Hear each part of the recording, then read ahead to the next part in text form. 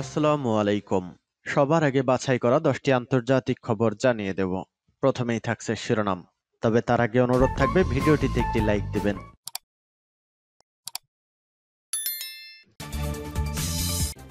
জানিয়ে দিব হাতে থাকা সর্বশেষ আপডেট আন্তর্জাতিক সংবাদ। প্রথমেই সংবাদ শিরোনাম, পারমাণবিক স্থাপনায় হামলা হলে তাৎক্ষণিক প্রতিক্রিয়া দেখাবে ইরান। এরপর জানিয়ে দিব যুক্তরাষ্ট্রে F-35 যুদ্ধবিমান বিধ্বস্ত। এদিকে পুতিন ইউক্রেন যুদ্ধ অবসানের আলোচনা ভয় পান বলেছেন জেলেনস্কি। এরপর জানিয়ে দিব ট্রাম্প প্রেসিডেন্ট হওয়ার পর প্রথম ক্ষেপণাস্ত্র পরীক্ষা উত্তর কোরিয়ার। আরও জানিয়ে দিব রুশ সামরিক ঘাঁটি নিয়ে সিরিয়ার সঙ্গে আলোচনায় রাশিয়া। সর্বশেষ জানিয়ে দিব সিরিয়া ইরাক সীমান্তে 13 কুর্দি যোদ্ধাকে হত্যা করেছে তুরস্ক। এতক্ষণ শুনছিলেন সংবাদ শিরোনাম, এবারে বিস্তারিত।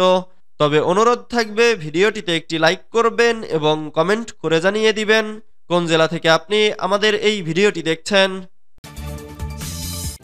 পারমাণবিক স্থাপনায় হামলা হলে তাৎক্ষণিক প্রতিক্রিয়া দেখাবে ইরান। ইরানের পররাষ্ট্রমন্ত্রী আব্বাস আরাগচি যুক্তরাষ্ট্র ও ইসরায়েলকে সতর্ক করে বলেছেন, তেহরানের পারমাণবিক স্থাপনায় কোনো ধরনের হামলা চালানো হলে তার কঠোর ও তাৎক্ষণিক প্রতিক্রিয়া দেওয়া হবে। মঙ্গলবার স্কাই নিউজকে দেওয়া এক সাক্ষাৎকারে আরাকচি বলেন, আমরা স্পষ্টভাবে জানিয়ে দিয়েছি আমাদের পারমাণবিক স্থাপনায় কোনো ধরনের হামলা হলে তার তাৎক্ষণিক এবং কঠোর জবাব দেয়া হবে। তিনি আরো বলেন, আমি মনে করি না তারা এত বড় ভুল করবে। এটি একেবারেই পাগলামি। এটি পুরো অঞ্চলকে ভয়াবহ বিপর্যয়ের দিকে ঠেলে দেবে। সাক্ষাৎকারে আরাগচি মার্কিন প্রেসিডেন্ট ডোনাল্ড ট্রাম্পের ফিলিস্তিনিদের গাজা থেকে উচ্ছেদের প্রস্তাবেরও সমালোচনা করেন। তিনি বলেন, ফিলিস্তিনকে এই অঞ্চল থেকে মুছে ফেলা সম্ভব নয়, ফিলিস্তিনিদের উচ্ছেদ করাও অসম্ভব। আমার পরামর্শ হলো ফিলিস্তিনিদের বদলে ইসরায়েলিদের সরিয়ে দিন, তাদের গ্রিনল্যান্ডে পাঠিয়ে দিন। এতে আমেরিকারা একসঙ্গে দুটি সমস্যার সমাধান করতে পারবেন। যুক্তরাষ্ট্রে F-35 যুদ্ধবিমান বিধ্বস্ত। যুক্তরাষ্ট্রের আলাস্কার আইলসন বিমান ঘাঁটিতে একটি F-35 যুদ্ধবিমান বিধ্বস্ত হয়েছে। CNN জানিয়েছে, দুর্ঘটনার সময় বিমান বাহিনীর পাইলট নিরাপদে বের হতে পেরেছেন। স্থানীয় সময় মঙ্গলবার 28 জানুয়ারি বিকেলের দিকে আলাস্কার আইলসন বিমান ঘাঁটিতে প্রশিক্ষণ মহড়ার সময় যুদ্ধবিমানটি বিধ্বস্ত হয়। এক সংবাদ সম্মেলনে 354তম ফাইটার উইংয়ের কমান্ডার কর্নেল পল টাউনসেন্ড বলেন, পাইলট ইনফ্লাইট ত্রুটির সম্মুখীন হলে বেরিয়ে যেতে সক্ষম হন। অবতরণের সময় বিমানটি বিধ্বস্ত হয়। পুতিন ইউক্রেন যুদ্ধ অবসানের আলোচনা ভয় পান বলেছেন জেলেনস্কি। ইউক্রেনের প্রেসিডেন্ট ভলোদিমির জেলেনস্কি বলেছেন, ভ্লাদিমির পুতিন ইউক্রেন যুদ্ধের অবসানের আলোচনায় ভয় পাচ্ছেন। রুশ প্রেসিডেন্ট ভ্লাদিমির পুতিন তার সঙ্গে সরাসরি আলোচনার সম্ভাবনা নাকচ করে দেওয়ায় এমন মন্তব্য করলেন তিনি। খবর এনডিটিভির।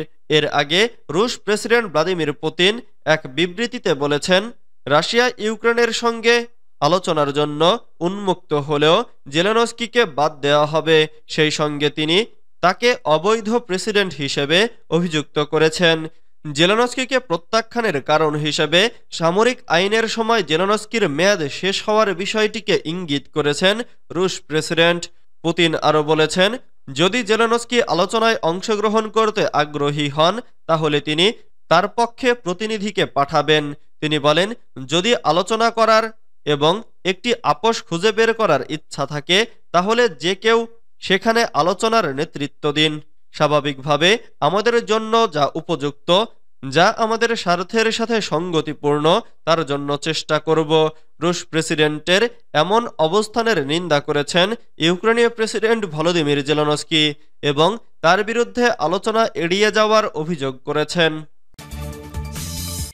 ট্রাম্প প্রেসিডেন্ট হওয়ার পর প্রথম ক্ষেপণাস্ত্র পরীক্ষা উত্তর কোরিয়ার। উত্তর কোরিয়ার সর্বোচ্চ নেতা কিম জং উন সম্প্রতি দেশটির একটি পারমাণবিক উপাদান উৎপাদন কেন্দ্রে পরিদর্শন করেছেন। সেখানে তিনি শত্রু দেশগুলোর সঙ্গে অবশ্যম্ভাবী সংঘাতের কথা উল্লেখ করেন। একই সঙ্গে ২০২৫ সালকে উত্তর কোরিয়ার পারমাণবিক শক্তি বৃদ্ধি করার জন্য গুরুত্বপূর্ণ বছর বলে আখ্যায়িত করেন। বুধবার ২৯ জানুয়ারি এক প্রতিবেদনে এ খবর দিয়েছে মেহের নিউজ।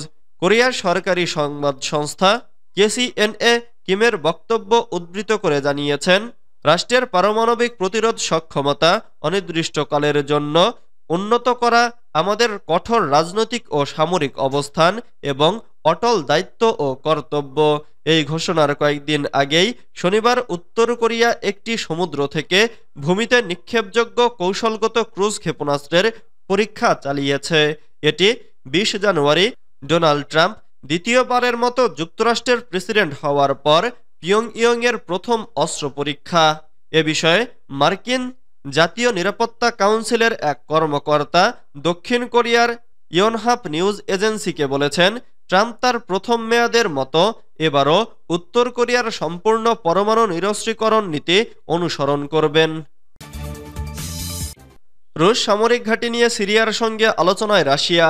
সিরিয়ার ক্ষমতাচ্যুত প্রেসিডেন্ট বাশার আল আসাদ এবং তার প্রয়াত বাবা সাবেক প্রেসিডেন্ট হাফিজ আল আসাদ মস্কোর সঙ্গে সুসম্পর্ক বজায় রেখেছিলেন।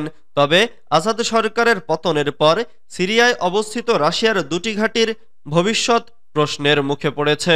রাশিয়ার উপপররাষ্ট্রমন্ত্রী মিখাইল বাগদানভ সিরিয়ার কর্মকর্তাদের সঙ্গে বৈঠকের পর জানিয়েছেন, সিরিয়ায় রাশিয়ার সামরিক ঘাঁটিগুলো নিয়ে আরও আলোচনা করবে রাশিয়া ও সিরিয়া। তার সংবাদ সংস্থার বরাত দিয়ে জানানো হয়, বগদানভ বলেছেন, এই বিষয়ে অতিরিক্ত আলোচনা প্রয়োজন। তিনি আরও জানান, রাশিয়া ও সিরিয়ার মধ্যে সামরিক সহযোগিতা আরও গভীর করার জন্য আলোচনা চলবে এবং সামরিক উপস্থিতির বিষয়ে সিদ্ধান্ত নেওয়া হবে। বগদানভ রাশিয়ার প্রতিনিধি দলের নেতৃত্বে দামেস্ক সফরে গিয়েছিলেন, যা মস্কোর মিত্র প্রেসিডেন্ট বাশার আল আসাদের পতনের পর প্রথম উচ্চ পর্যায়ের কূটনৈতিক সংলাপ। সিরিয়া সরকারের সঙ্গে রাশিয়ার দীর্ঘমেয়াদী সম্পর্ক এবং দেশটির অভ্যন্তরীণ সংকটের মধ্যে রাশিয়ার সামরিক উপস্থিতি আরও গুরুত্বপূর্ণ হয়ে উঠেছে। সিরিয়া ইরাক সীমান্তে ১৩ কুর্দি যোদ্ধাকে হত্যা করেছে তুরস্ক। সিরিয়া ইরাক সীমান্তে কুর্দি নেতৃত্বাধীন পিপলস প্রোটেকশন ইউনিট ও কুর্দিস্তান ওয়ার্কার্স পার্টির ১৩ যোদ্ধাকে হত্যা করেছে তুরস্ক। কুর্দি যোদ্ধাদের বিরুদ্ধে তুর্কি নিরাপত্তা বাহিনীর কিছুদিনের মধ্যে এটি দ্বিতীয় বড় সংঘর্ষের ঘটনা। গত রোববারেও তুরস্ক একইভাবে ১৩ কুর্দি যোদ্ধার মৃত্যুর সংবাদ দিয়েছিল। তুরস্ক পিকেকে এবং ওয়াইপিজেকে একে অপরের সমতুল্য মনে করে, তবে যুক্তরাষ্ট্র পিকেকে সন্ত্রাসী সংগঠন হিসেবে নিষিদ্ধ করেছে, কিন্তু ওয়াইপিজেকে সিরিয়ায় আইএসআই এর বিরুদ্ধে লড়াই করার প্রধান সহযোগী হিসেবে মনে করে। তুরস্ক দীর্ঘদিন ধরে যুক্তরাষ্ট্রের কাছে ওয়াইপিজির প্রতি সমর্থন প্রত্যাহারের দাবি জানিয়ে আসছে এবং তারা আশা করছে প্রেসিডেন্ট ট্রাম্পের শাসনামলে এই নীতি পরিবর্তন হবে। তুরস্কের সামরিক বাহিনী এবং তাদের সহযোগীরা সিরিয়ায় কুর্দি যোদ্ধাদের বিরুদ্ধে কয়েক সপ্তাহ ধরে সংঘর্ষ চালিয়ে যাচ্ছে, বিশেষ করে গত মাসে সিরিয়ার প্রেসিডেন্ট বাশার আল আসাদকে উৎখাত করার পর থেকে।